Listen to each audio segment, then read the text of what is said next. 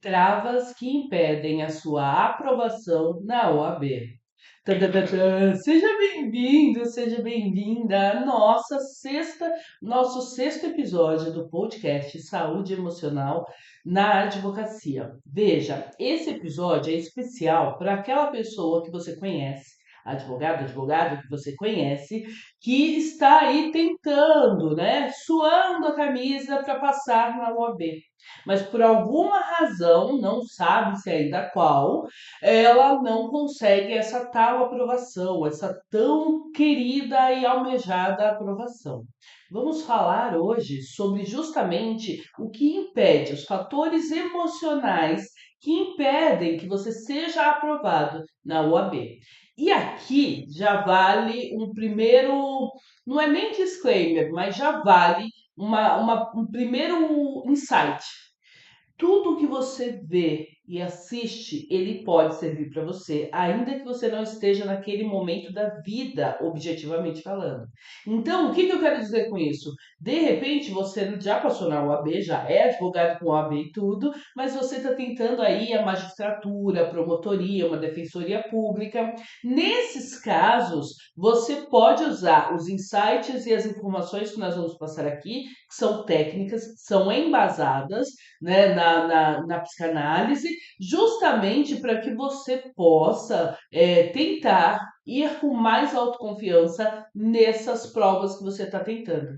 De repente, você já é advogado também, repito, com OAB e tudo, ou é quarto anista, ou é terceiranista, e está procurando seu estágio. Está procurando aí uma vaga de emprego, de associado em algum escritório, alguma banca de advocacia. Essas informações aqui também vão te ajudar muito, porque estamos falando de mente humana, estamos falando de saúde emocional. E a saúde emocional, ela vem antes do que qualquer outra coisa. Aliás, vou reformular a frase. As questões emocionais, elas vêm antes de qualquer outra coisa. Por quê? Porque na saúde emocional, a gente pressupõe que você já está saudável, né? Está cuidando daquela saúde. No caso aqui, essas questões emocionais são justamente aqueles pontos que adoecem a sua mentalidade, que adoecem o seu emocional. Então, a gente vai trabalhar aqui alguns pontos bem particulares, bem específicos, que ao longo desses meus 18 anos como advogada, que ao longo desses meus mais de 20 anos como professora e mentora, posso trazer para você com assertividade aquilo que eu vejo no dia a dia que impede muitas pessoas de serem aprovadas na prova da OAB ou nos seus respectivos concursos ou interesses, processos seletivos quaisquer aí que ela passe ao tempo, tá bom? Então, ouvidos para ouvir e olhos para ver. Vamos lá? Vamos começar. Esse é o sexto episódio do seu podcast. Então, depois, finalizando aqui, curte, comenta, compartilha, me ajuda também. É, chegando nesse finalzinho aqui, você pode maratonar os outros vídeos, os outros episódios que já estão disponíveis aqui no canal, tá bom? Então, vamos lá. Você fez a faculdade com maestria, você gabaritou em todas as provas, você não ficou em DP em quase nenhuma matéria, ou se ficou, ou não ficou em nenhuma matéria. Mas quando você chega para fazer a prova da OAB, caramba, você passa na primeira fase, mas não consegue passar na segunda. Ou você nem consegue passar na primeira fase. Bom, vamos lá? Vamos começar. Quando a gente pensa em saúde emocional, a gente tem que pensar em todos os aspectos que envolvem a nossa saúde emocional. E todos esses aspectos que envolvem a nossa saúde emocional, eles são intrínsecos, ou seja, estão enraizados no nosso inconsciente. A eles, Freud deu o nome de viés, né? De viés cognitivo. Então, seria um viés do coletivo humano. A gente teria aqui, por exemplo, um viés da religiosidade. A gente teria aqui um viés do professorado, da educação que você teve, um viés social, da onde, qual categoria, né, social, qual classe social você pertence. A gente tem tudo isso registrado no nosso inconsciente. Por isso, é natural que muitas pessoas não consigam enxergar e nem se perceber atravessadas por isso, tá? Então é muito natural a gente encontrar na psicanálise, nas terapias, né, que eu organizo, que eu faço, nas análises que eu acompanho, é muito natural encontrar pessoas que não se deram conta ainda, que estão com dificuldade de passar na prova da OAB, não por questões técnicas. Porque toda vez que ela vai ver as provas do gabarito, ela fala: caramba, mas isso aqui eu sabia. Isso eu também sabia. Essa questão aqui eu também sabia. Essa outra eu também sabia. Como eu fui tão estúpida de não ter conseguido passar? Se eu sabia tudo. O que que aconteceu? A peça, então, eu já sabia. Como assim esse erro de principiante? Eu tô no escritório da minha família todos os dias. Eu cresci no chão do escritório da minha família. Como assim eu não consegui acertar essa peça, ou esse endereçamento, ou esse lugar, ou esse objeto jurídico? Como assim eu não consegui encontrar? Então, quando a gente vai ver mais profundamente, com as perguntas certas, a gente chega justamente nesse ponto. E aqui eu vou trazer vários exemplos e você encontre aí qual te apetece mais ou qual te toca mais, tá? Essa pessoa específica que está falando, eu sabia todas as questões, eu cresci no chão do escritório da minha família. Essa pessoa, ela tá carregando a cobrança de ser tão boa, da expectativa que a família tem dela, de ser tão boa quanto pai, a mãe, os avós, muitas vezes é uma casta mesmo de advogados. Então ela está carregando, ela já entra no páreo já com esse carimbo na testa, né? Filha de fulano de tal, irmão de ciclano de tal, cunhado de não sei o quê, da banca tal. Então já o peso do sobrenome realmente é um peso, não é uma vantagem. Seria uma vantagem se ela reconhecesse isso como vantagem. Percebe aqui? Se ela reconhecesse isso como vantagem, seria uma vantagem. Por quê? Porque as vantagens, elas só existem para a gente, efetivamente, com o significado que nós estamos dando para aquilo. Então, se eu entendo aquilo como uma vantagem, é lógico que aquilo é uma vantagem para mim. Se eu não consigo reconhecer aquilo como vantagem, então desculpa, mas não vai ser uma vantagem para você. Então perceba, aqui nesse caso, essa pessoa que foi prestar o AB, ela está ali com a enorme obrigação de ser tão boa quanto o seu sobrenome. E isso pesa, minhas amigas, meus amigos. Isso pesa. Principalmente se a pessoa tiver uma questãozinha, então vamos supor que é o filho mais, é o filho do meio. Então, o filho desculpa, é o filho mais velho. Então, vamos supor, o filho do meio já passou, ou seja, ele é menor, ele é mais novo que o filho mais velho. Então, ele já foi, já primeira, já passou na UAB. De repente, o filho mais velho está na terceira, quarta prova e o filho mais novo ainda não passou, já passou na UAB de primeira. Essa cobrança dobra, triplica, quadriplica. Se for o contrário, o filho mais novo viu que o filho mais velho passou de primeira, já estava no quinto ano, né, no primeiro semestre do quinto ano, e ele foi lá e fez a prova da OAB, porque você pode fazer a prova da OAB e depois só falta entregar a documentação. Então vamos supor que ele fez já e já passou, ou seja, ele já era advogado sem ter concluído a faculdade. Vamos supor isso, tá? Considerando isso, e ele está ali terminando o quinto ano, porque ele optou por fazer a prova depois, né, do quinto ano, ou ele fez ali um simulado e viu que não foi tão bem, olha a pressão que essa pessoa está carregando nas costas. Uma pressão homérica. Entende? Então aqui a gente precisa desvendar, a gente precisa desnudar aquelas rusgas que existem, aqueles pequenos ressentimentos que existem, familiares, se o seu caso for esse. Entende? Se o seu caso for de uma pessoa que traz carimbado na testa que ela precisa honrar o nome da família. Fernanda, mas o meu caso não é esse. Eu sou muito pobrinha, nasci pobrinha, numa família pobrinha. Ninguém na minha família concluiu a faculdade, eu sou a primeira, pioneira de uma legião de pessoas que nunca, dos meus ancestrais que nunca alcançaram a faculdade. Minha amiga, nesse caso, a gente tem que olhar o quanto de responsabilidade que essa pessoa traz. Justamente porque agora é que ela está ouvindo, nossa, eu tenho que ser alguém na vida. Quem é esse alguém na vida que ela está imaginando? Quem é esse alguém na vida que ela cresceu ouvindo? E aí, se eu passar na faculdade, né? Se eu fizer, estou fazendo a faculdade, se eu passar na OAB, eu vou ser advogado com OAB e tudo. Mas só que eu tenho um monte de familiar aí enrolado com a justiça. Eu vou ter que trabalhar de graça para eles? Ah, não quero, são folgados.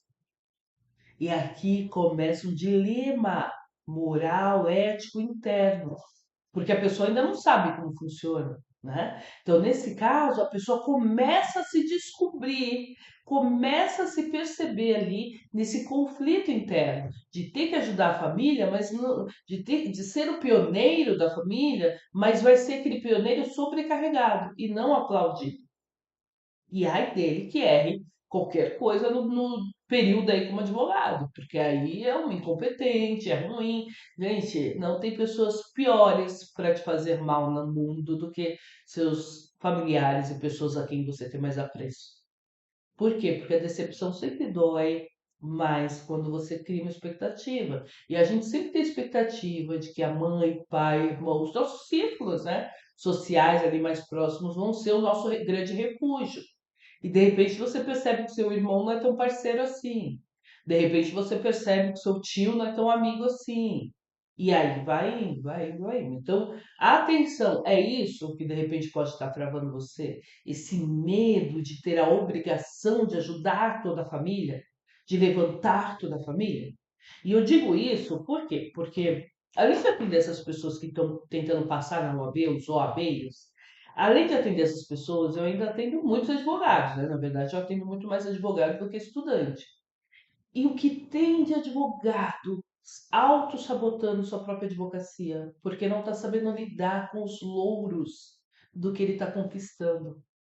Então ele começa a advogar no gás empolgado. É só um parênteses para você entender como que é o mecanismo emocional, tá? Ele começa a trabalhar no gás empolgado, passa na OAB, abre o escritório, e aí vem a primeira causa, ganha, segunda causa, por indicação ganha, terceira causa ganha, quarta causa também ganha, vai ganhando, ganhando, ganhando, e aí começa a ganhar dinheiro. Aí ele tem dinheiro, compra um carro, aí ele tem dinheiro, começa a financiar o apartamento, aí tem dinheiro, vai fazer viagem, aí tem dinheiro, vai não sei o que, não sei o que lá, não sei o que lá. De repente ele vai no churrasco da família e todo mundo fala: Nossa, mas sua mãe tá sem dente. Nossa, mas seu pai precisa ir no médico. Nossa, mas seu tio tá endividado. Nossa, mas seu irmão tá precisando de dinheiro. Nossa, mas coitado dele, se esforça tanto e não consegue nada. Você não pode dar uma ajuda? Então, o que tem de advogado que começa a auto-sabotar? De novo, não é consciente, tá bom? Então é óbvio que ninguém acorda e fala assim: vou me auto-sabotar, hoje eu vou destruir minha vida. Ninguém acorda assim, né? Em sã consciência, uma pessoa cognitivamente falando saudável não acorda assim, que é a maioria das pessoas. A gente não acorda assim, a gente acorda tentando se defender, tentando fazer o melhor que a gente pode com o que a gente tem e, ao mesmo tempo, tentando se defender daquilo que a gente não consegue lidar. Então, veja, voltando, né? Então, só para fechar o parênteses que eu abri aqui com você. Às vezes, a sua advocacia tá meio capenga, é justamente porque você começou a ganhar muito dinheiro e uma frase, um olhar, uma vírgula que algum parente que você considera muito te deu, te falou, te demonstrou, faz com que você retroaja aquela época de criança. E aí você se sinta atraindo essa ancestralidade. E nesse momento você começa a se auto-sabotar, tá? Existe tratamento para isso, é lógico, a gente pode fazer análise na terapia, a terapia ajuda bastante, tá bom? Então é isso, se você precisar de ajuda, busca os meus links aqui para a gente poder conversar e agendar uma sessão para você. Fechei parênteses, vamos voltar. Então, observa. Agora eu vou entrar na terceira fase. Observa aqui. Por que a advocacia? Por que direito? Você tinha aí um leque de possibilidades de cursos, cursos com 2 anos, inclusive, que te dão a formação da graduação também, tanto quanto advogado, tá? Então, tanto quanto direito, né? Então, assim, a graduação é graduação. Então, cursos que você tinha com 2 anos, cursos que você tinha com 4 anos, e você escolheu logo direito, que tem 5 anos, que os livros são desse tamanho, e as letras miúdas, que tem 1 milhão de leis, de códigos, de interpretações. Por que direito? Por que advocacia? Qual a justificativa? Se você conseguir responder essa pergunta, não importa o estágio que você esteja na sua vida, estudante, já advogado, enfim, tentando transicionar de carreira, enfim. Se você conseguir responder essa questão, você vai ver que a sua vida vai dar uma guinada tremenda. Porque agora você coloca significado naquela profissão. E um significado atual. Porque na hora que você falar assim, eu escolhi porque era mais fácil, todo mundo da minha família é advogado, você vai falar assim, peraí.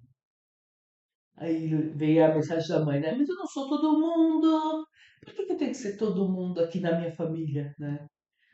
Por que eu tenho que continuar o legado de advogado? Por quê? Aí você começa a olhar para si e ver, peraí, essa intenção de advogar, de defender direitos, sabe? De defender os direitos dos meus clientes.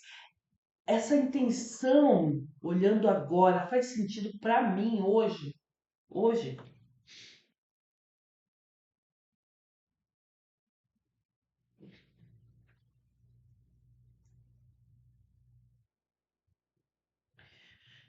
quando o silêncio dói, é porque bateu, né? Porque chegou aí. Então, assim, se essa decisão não faz sentido para mim hoje, por que eu estou insistindo então em passar na OAB? Ah, Fernanda, porque aí você finalizou a faculdade, então vamos fechar o ciclo, né? Tá bom. Mas fechado o ciclo, você vai seguir para qual caminho? E quanto tempo mais você vai insistir nessa necessidade de ter que fechar esse ciclo que já não te apetece mais?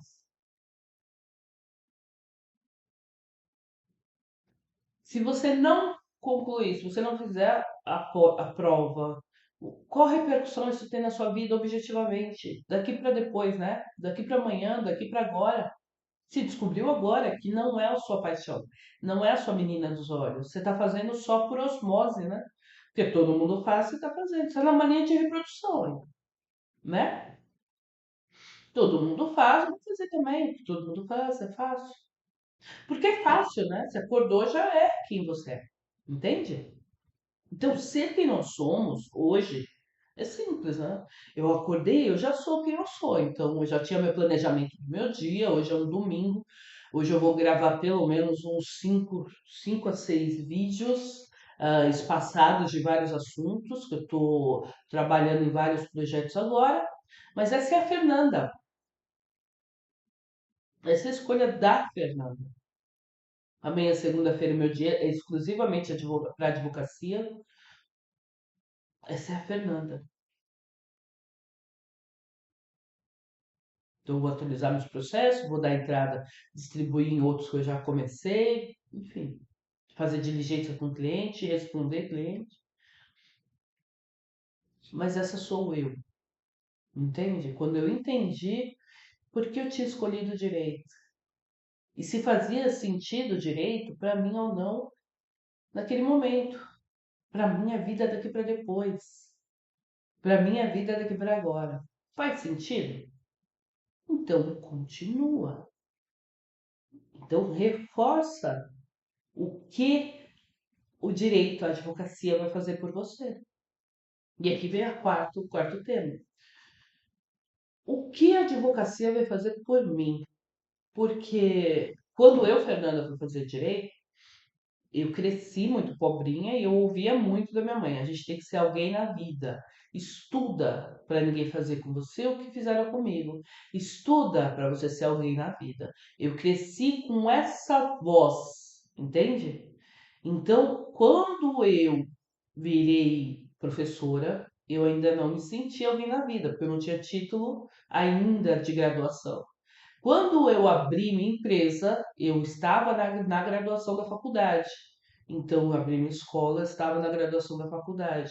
Então, eu ainda não me sentia. Veja, eu já tinha duas profissões, mas eu ainda não me sentia gente, sabe? Tipo, é alguém na vida. Eu só fui entender essa autocobrança que eu tinha, que não era minha, era da minha mãe, esse ser alguém na vida, eu só fui entender o sentido, o significado que eu estava dando para essa frase, o peso que eu estava dando para essa cobrança, que era da minha mãe, na fase adulta. Percebe? Então aqui eu quero deixar para você, nesse relato pessoal, esse questionamento. Para você, qual é o significado de ser advogada? Que tipo de advocacia você vai exercer? Como que você enxerga os advogados? Porque tem gente que tem repulsa de advogado, né? Nojo mesmo. Ai, tinha que ser advogado, já se acha. E aí você vai querer entrar para uma classe que você repudia?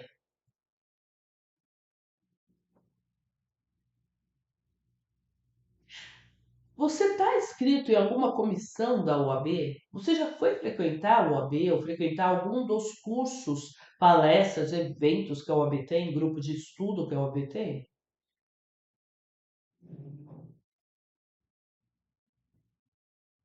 Por que não? Se você pode fazer isso desde o primeiro ano de direito.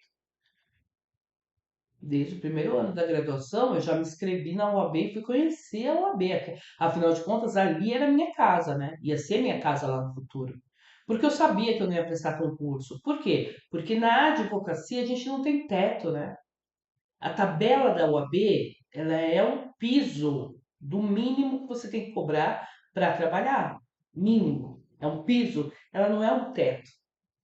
Hoje a gente vê no judiciário lá, eles brigando, né, com a magistratura, é tema de várias defesas no STF, enfim, vários debates no STF, enfim, sobre os penduricários e sobre os supersalários dos juízes e desembargadores.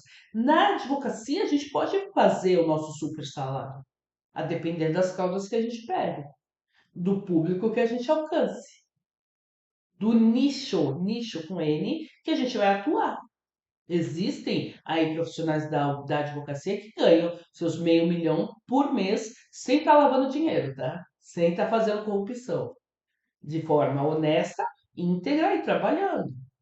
Existem também, como como relatora da CASP, eu tenho que te dizer que existem também aqueles profissionais que não conseguem nenhum salário mínimo por mês sendo advogados.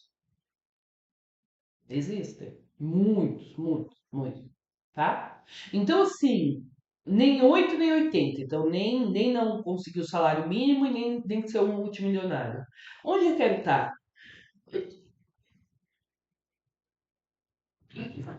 Saúde para mim. Rinite é assim. Então, onde eu quero estar? Onde eu posso estar nesse momento como advogada? Onde minha advocacia vai estar? Eu consigo vislumbrar isso? Se você consegue vislumbrar, sabe, visualizar, enxergar você advogado, como que você vai estar vestido? Isso vale até um outro episódio. Me diz aqui embaixo se você quer alguma coisa nesse sentido, onde a gente usa, né, a famigerada lei da atração, porque na verdade é a visualização, tá? Na psicologia também se usa isso, a visualização ativa, que é quando você cria a expectativa real do que você quer. E aí você vai em busca dessa expectativa, ou seja, é um ideal que você está desenhando. E aí é paradoxo, né? Porque é um ideal, mas ao mesmo tempo você está desenhando. Então a gente dá o nome de ideal só por dar, mas não é idealizado. É um ideal, é uma meta, tá? Mas não é idealizado. É isso que eu quero justificar. Entende? Então, se você quiser, escreve aqui nos comentários se você quer um episódio que eu fale somente disso, que a gente traz ferramentas, formas, jeitos de fazer isso, tá bom? Voltando, e aí, consegue se ver? Se percebe advogado? Esses dias eu estava saindo da CASP, na Praça da Sé, e eu vi a Caixa dos Advogados, né? E eu vi um grupo com 3 estagiários. Eu digo estagiários porque eles tinham uma cara muito novinha, assim, muito, né, jovenzinhos. 3 estagiários com processos na mão, assim, processo. Eu quase falei, ai, deixa eu pegar, porque eu quero ver como é que é, que eu não lembro mais, né? Porque desde a pandemia a gente converteu todos os processos em digitais, então faz anos que eu não toco daqueles papéis, desde a pandemia, né? Daqueles papéis de folhas, de capa, não sei o que você tem que fazer xerox, aí você tem que, entendeu? Muito legal. Eu quase parei, mas eles só não parei porque eles iam pensar que eu era maluca, né? Então por isso eu não parei. Mas eu olhei aquilo e falei, olha que legal, né? Ainda tem escritórios com processos tão antigos que eles ainda precisam, né? Ainda não converteram em digital, que eles ainda andam dessa forma. Estranho, mas enfim, vai saber, né? E aí, como que é? Essas histórias de fórum, isso aqui é uma história de fórum, como é para você ouvir? Enfadonho, cansativo, nossa, que legal, estimulante, como é? Por quê? Nós estamos falando aqui de uma pessoa que está prestando um concurso, mas que não é um concurso, porque não tem concorrente. Você está prestando um processo seletivo, percebe? Não é um processo seletivo, mas porque não tem concorrente, né? Então é você com você mesmo. Se prestarem 10 milhões de pessoas prestarem a prova da OAB e 10 milhões de pessoas forem aprovadas na OAB, não tem empecilho. Não há empecilho para o número de aprovados. Percebe? Não há empecilho. É diferente um concurso, né? Então, eu estou pensando aqui um concurso, então eu tenho que passar em tal coisa porque tem um número, né? Que eu posso chegar ali e aí eu tenho que passar. Se eu tiver entre os 10, eu sou aprovado. Vou seguir essa carreira de promotora, de juiz, enfim. Aqui na advocacia, não. Na OAB, não. Então a gente já viu que nós estamos trabalhando aqui as questões emocionais que travam, e aí é subjetivo, é inconsciente. Se você está me ouvindo falar até agora e te incomodou o que eu falei, anota, porque esse incômodo pode ser o primeiro aviso de que está aí o seu problema, ou a sua questão, né? Porque a gente usa o nome problema, fica pesado. A sua questão, anota o seu incômodo, a sua não concordância. Anota. Se quiser me fala no privado ou nos comentários aqui que eu leio todos, enfim, para a gente poder ter essa prosa. Afinal de contas, a intenção aqui é fazer você ir além, né? Fazer você caminhar e ir além. Essa é a intenção. Percebe? Então vamos lá. A gente está aqui caminhando e construindo as razões que impedem você de prestar a prova. Não é um concurso, ou seja, não tem número de vagas mínimas, né? De classificação mínima. Você tem que passar na prova, mas se todo mundo passar, todo mundo passou, todo mundo é advogado. Somos um país de advogados, entende? Não tem. Agora você tem que ver quais são os seus impedimentos, suas travas emocionais intrínsecas. Isso é um papo reto, é um papo honesto. Você tem que ter com você mesmo. Não sou eu que tenho que ficar dizendo, olha, tô vendo que é isso.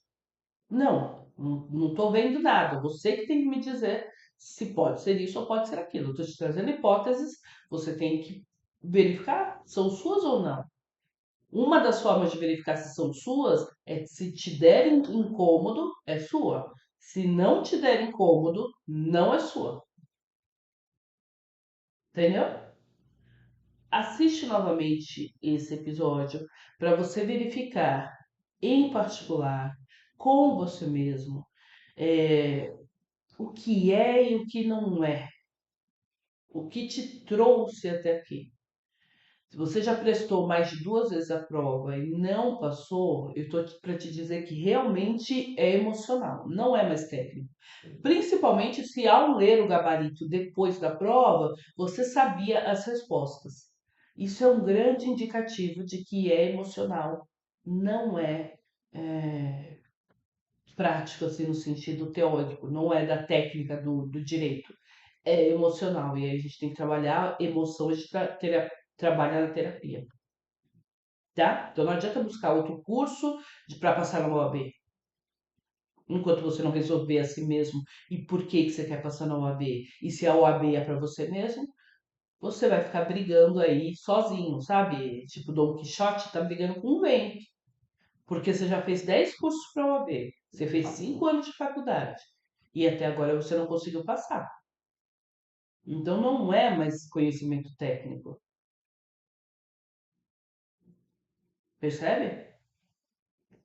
É isso, reverbera comigo. Te espero no próximo episódio. Você sabe que semanalmente a gente tem episódios aqui que tratam justamente sobre a saúde emocional na advocacia. Se esse assunto te interessou, te chamou a atenção, me fala aqui nos comentários para a gente poder trocar uma ideia, para a gente poder conversar. Eu tenho programas específicos para quem quer participar de processos seletivos, para quem quer participar de provas, de concursos de OAB, justamente para que você perceba o seu emocional, o que está te impedindo de crescer e de evoluir. Beleza? Beijos, reverbera comigo, até a próxima. Tchau! Curte, comenta, se inscreve no canal e te espero na próxima. Tchau!